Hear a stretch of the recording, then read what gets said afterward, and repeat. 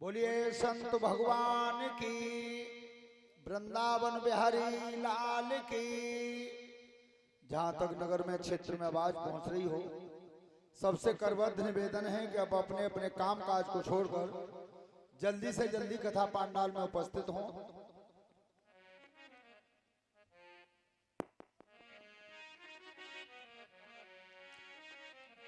गुरुर् ब्रह्मा गुरुर्विष्णु गुरुर्देव महेश्वरः, गुरुर् साक्षात् परम ब्रह्म तस्मै श्री गुरुवे नमः।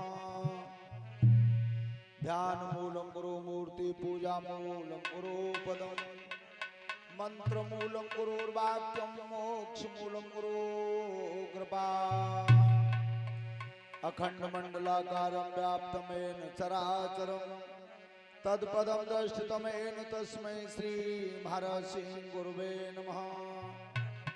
या देवी सर्वभूतेषु सरस्वती रूपेण संस्था, नमस्तस्यै नमस्तस्यै नमस्तस्यै नमो नमः। सच्चिदानंद रूपाय विश्वोत्पत्त्यादि हेतवे, तापत्रय विनाशाय श्री कृष्णाय वयं नमः। बंदहु गुरुपद पद्म परागा,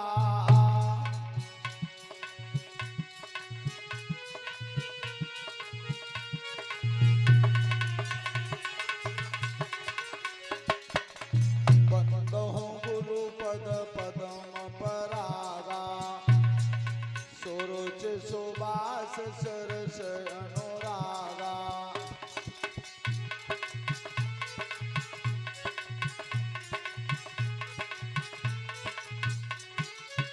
अमिय मुहुर में चूरन चारु, समन सकल भवरुज परिवारु।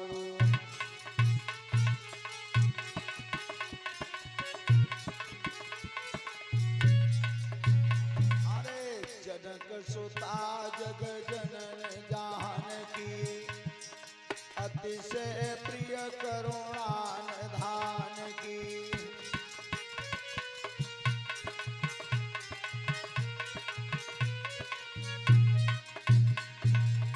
ताकि युगपद कमल मनावहु, जा शुक्रपा निर्मल मत पावहु।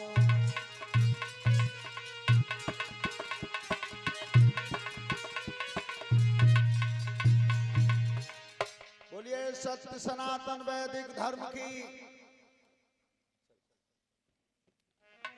तो कथा शुरू अब करते हैं, और आओ वीर हनुमान।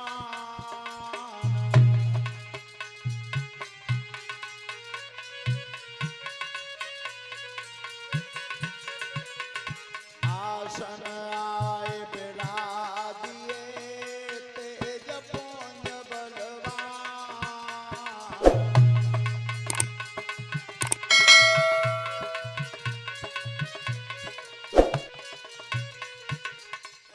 आज गंगा मैया के किनारे शुक्रताल पर परमहंस ज्ञानी श्री सुखदेव जी महाराज राजा परीक्षित को कथा सुना रहे हैं। अभिमन्यु नंदन काम क्रोध मद हिंसा का दमन करते हुए, सांसारिक मोह माया को छोड़ते हुए भगवान की कथा की तरफ ध्यान रखना, मृत्यु के भय को मन से निकाल देना। राजन परीक्षित, तुम्हारे अंदर ये चिंता बैठ गई है कि मुझे सर्प काटेगा, मेरी मृत्यु हो जाएगी। इस दुनिया में अगर कुछ सत्य है तो वो मृत्यु है, निश्चित है और निश्चित समय पे आएगी। यक्ष दुष्ट संवाद में, महाभारत में यक्ष देवता ने दुष्ट से ये प्रश्न किया था कि जब दुनिया में सबसे बड़ा आश्चर्य क्या है, सबसे बड़ा अचंभा क्या है। धर्मराज दुष्ट ने जवाब दिया था, सबसे बड़ा आश्चर्य है आदमी आदमी को मरता हुआ अपनी आंखों से देख रहा है और अपने जीने की इच्छा कर रहा है। यज्ञपति महाराज जी खूब मालूम है कि जो आज टिकटी पे बंध के जा रहे हैं, ऐसे ही जानो है तो का कहने कि जे मर गए हमें ना मानो, और ऐसा होगा ये होगा नहीं। जो आज गए ऐसे ही जानो है, केवल समय का अंतर हो सकता है। यहां तक बताया विद्वानों ने कि मौत बड़ी बलवान है और जब चाहे तब ले।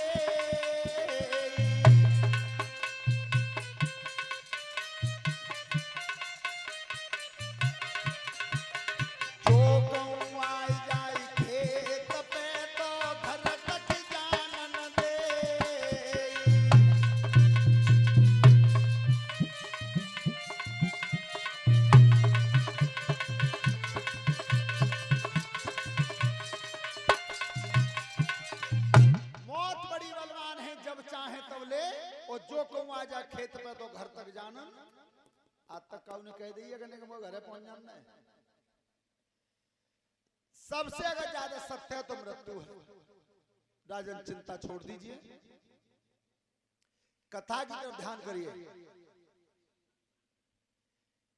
जीव माया के वश में है और माया ईश्वर के वश में है। ये लिख रहे हैं गोस्वामी जी रामचरितमानस में कि माया बसे जीव अभिमानी,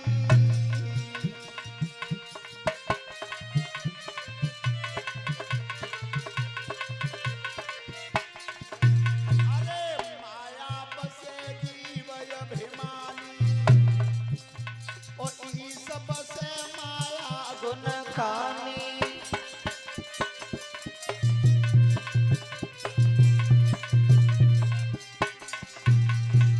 परवश जीव स्वबस भगवंता और जीव अनेक एक श्री कंथा।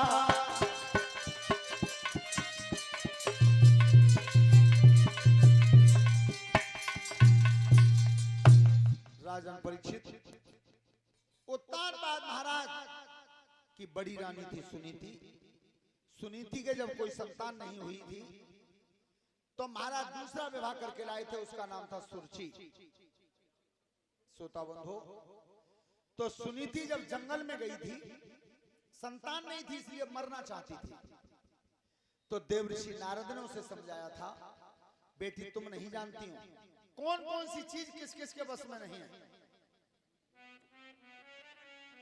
कि कहा न यवला कर सके और कहानाएं समुद्र समाई है, कहान यज्ञी में जले और किने कालो न खाई है।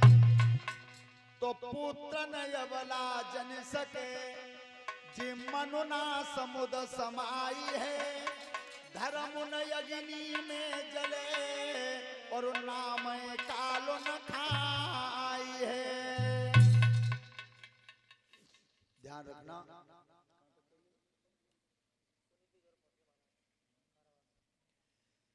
सुनीति के एक देवऋषि नारद ने वो वृत्तांत कह दिया था, वो अकल बता दी थी कि बेटी एक बात करना, तीन बातें मान लेना और तेरे संतान हो तो मुझे नारद मत कहना। शाम को भोजन कम खाना, रात को कम सोना और अपने मुंह से किसी को गाली मत देना। इन बातों का पालन करती थी।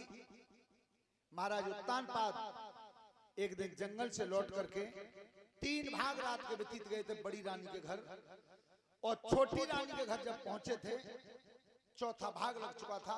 एक संत की महान कृपा रही कि दोनों रानियों के संतान। बड़ी रानी के जो पुत्र पैदा हुआ उसी का नाम रखा गया था ध्रुव, और छोटी रानी के जो पुत्र पैदा हुआ उसी का नाम उत्तम। एक सेर आटा जाता था जौ का केवल, और 1 घड़ा पानी का। पर परीक्षित जी वो अपने मन में यह जानती थी कि जौ कमजोर होता है, लेकिन सत्य बात यह है जौ की रोटी अब काऊ मिल रही है, पर जौ की रोटी ज्यादा तक बंद भई है। एक चीज बढ़ गई है, एक घट गई है। शरीर में बल कम हो गया है और गुस्सा बढ़ गई है। तुम देखो नेक नेक उम्र के बालक, अब काऊ बाप में ताई में इतनी क्षमता ना है कि वो बालक में थप्पड़ू मार दे।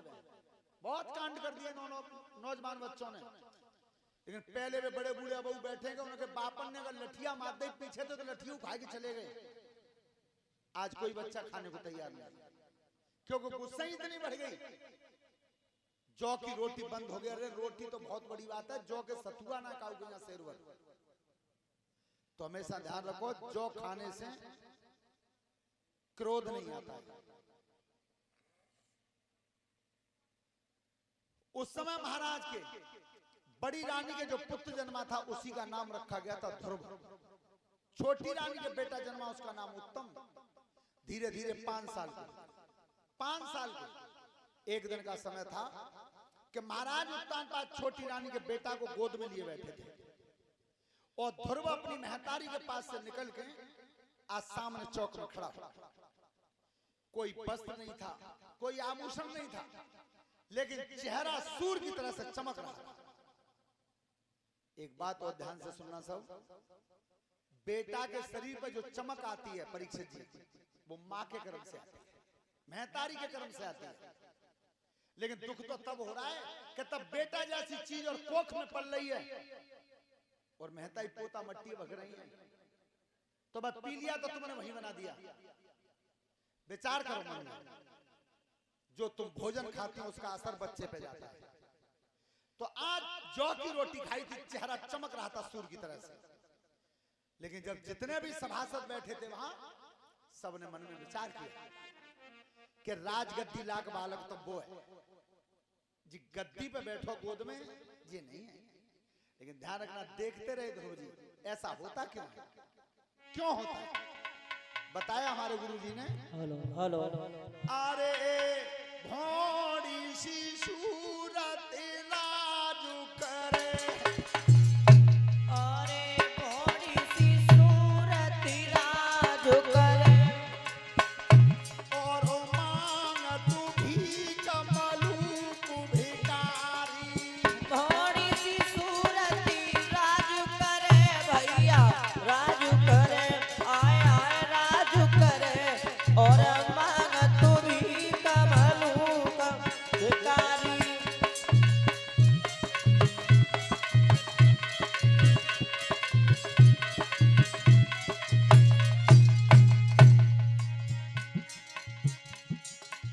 तो धीरेन्द्र सिंह उर्फ राम प्यारे, अब तक क्या नाम है गए, एक और बढ़ेगो, 4 है गए में। चलो भाई 7 में दिना तक 5 कर जाएंगे। एक विचार करना, तुमने टीवी पे देखना, मोबाइल में देखना, दक्षिण में ऐसी ऐसी शकल के मंत्री बने बैठे हैं, बिना दिन में बालक दिखाई दो तो बुखार आ जाए,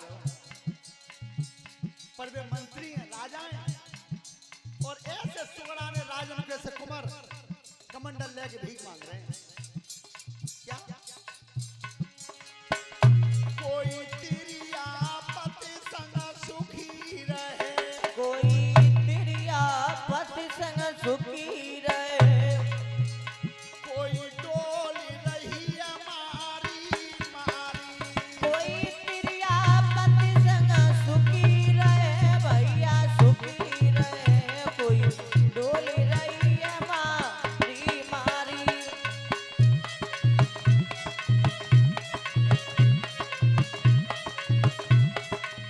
एक वो नारी है जो अपने पति के संग खुश है, और एक बेऊ नारी है, न जालंग हिल्लो न जालंग हिल्लो। तीसरी बात, कोई सोने के छत्र छाई चले, कोई सोने के चतुर छाई चले, कोई धूप में तेल करे यति भारी, कोई सोने के चतुर छाई चले भैया, छाई चले, कोई धूप में गेल करे रे अति भारी। यज्ञपति महाराज जी एक वो भी शरीर है जाके ऊपर सोने के छत्र छाया कर रहे हैं, और एक बेऊ शरीरों का जेठ की दोपहरी में नंगे शरीर पामरो चल रहा है। क्यों? अरे शेष टरे सुमेर टरे, परिक्रम की गति टरे महतारी, अरे शेष टरे रे सुम मेरा टरे, सुम मेरा टरे, परिक्रम की गति टरे नहीं तारी। 6 टरे सुमेर टरे पर कर्म की गति टरे ना आप ध्यान रखना, पढ़ने वाले बच्चे बेटा इस बात पर गौर करें कि कर्म में और भाग्य में बड़ा कौन है? कर्म। कर्म बड़ा है। कर्म में बेटा वो बल है कि वो भाग्य को भी बदल देगा। पर जो कर्महीन होते हैं वो जो कहते हैं हमारे तो भाग्य में ऐसा ही लिखो है।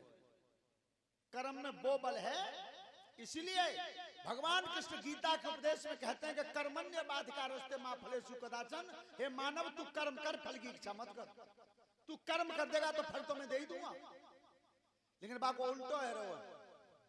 बड़ी बूढ़ी टोकरी घर में कह रही है भगवान मैं गोवर्धन के परिक्रमा दियाऊंगी, मैं नाती है जाए। अच्छा परिक्रमा कब दियाऊंगी? नाती है जाओ तो। और हम कह रहे हैं माता जी परिक्रमा कर आओ, नाती तो है ही जावे हो, पर पहले फल मांग रहे हो, तुम्हें ये गलत। श्रोता बंधु, आज महाराज की नजर पड़ गई है ध्रुव पे। तो मैंने उस दिन भी महाभारत की कथा में बताया था कि जब जब धुरंधर अच्छे अच्छे हारते हैं तो अपने खून के सामने हार जाते हैं।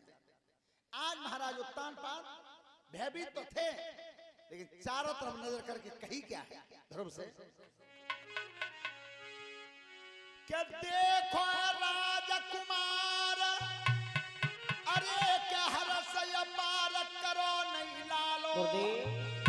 और अयोध्यापति महाराज ने हाथ को दे दो झालो। अरे हाथ को झालो, हाथ को झालो, मारी दो झालो। और अयोध्यापति महाराज ने हाथ को दे दो झालो।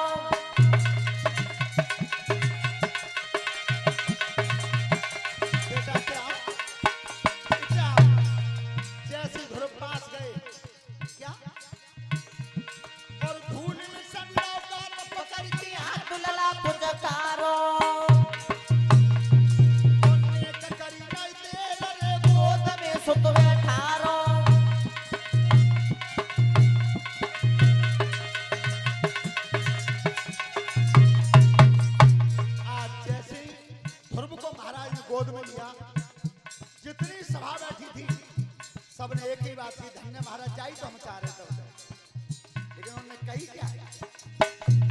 अरे ये कुदिन आए सो राजा पे,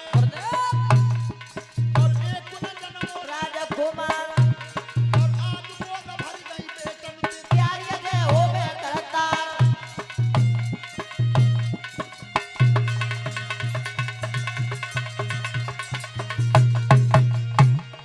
अरे ये कुदूत सामनिया हो है जन राजा शीस झुकायो है।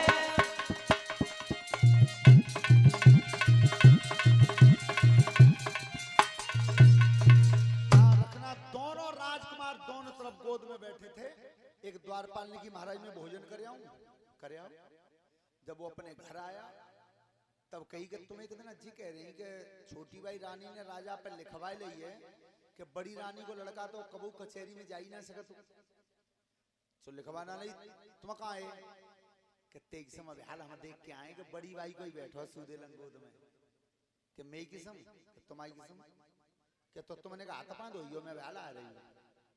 अरे कहूँ मंजा आग देवे बैठो तो बैठो तुमने, लेकिन नहीं मानी। एक बात जीवन में याद रखना, विद्वानों का कहना है ये कौन सी,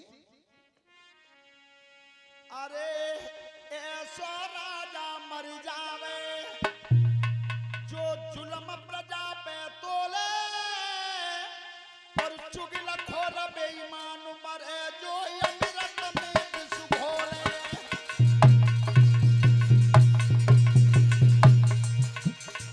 अरे अमृत में विष घोले भैया, अमृत में विष घोले।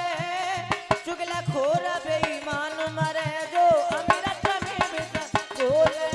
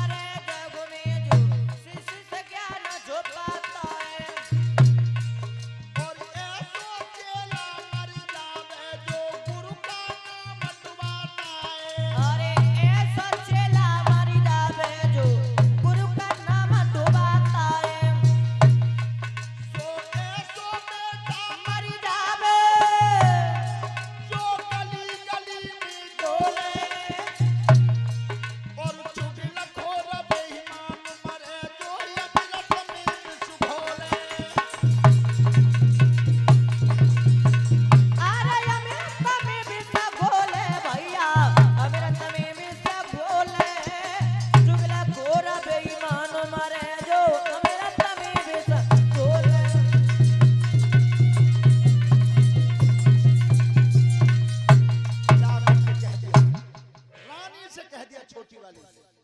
छोटी रानी उठ के गई, सो ध्रुव को झटका मार के उतार दिया। ये तेरी गद्दी नहीं है, इस गद्दी पर तेरा कोई अधिकार नहीं है। इस गद्दी पर अधिकार है तो मेरे बेटा उत्तम का है। अगर तू इस गद्दी पे बैठना चाहता तो मेरी कोख से जन्म लेता। आज ध्रुव जी रोते हुए चल दिए, रोते हुए चल दिए। अपनी माँ के पास जा रहे थे, और जो बात तुमने देखी हुई, यज्ञपति महाराज जी के बालक है, तुम मात दो, जितनो घर जोरे आवत जाओ तो जोते रोवत जाओ। सो आज महतारी के कान में आवाज पड़ी है। सोता बंधु, माँ एक वो चीज होती है, विज्ञान में बच्चों को बताया होगा, एक सूक्ष्मदर्शी यंत्र होता है, आंख पे लगाओ जाता है, बहुत दूर की चीज जोरे दिखते बात है, लेकिन वो लगाओ तो आंख पे जाता है।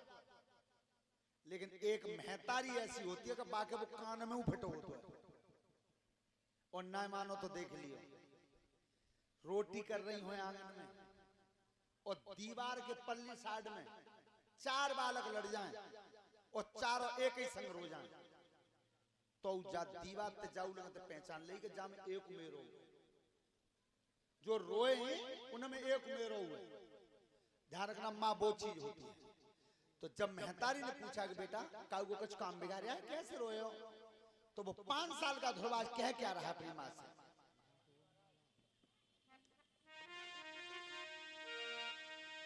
के रोई रोई कहीं ध्रुव सुकुमार, अरे मैया मोए मौसी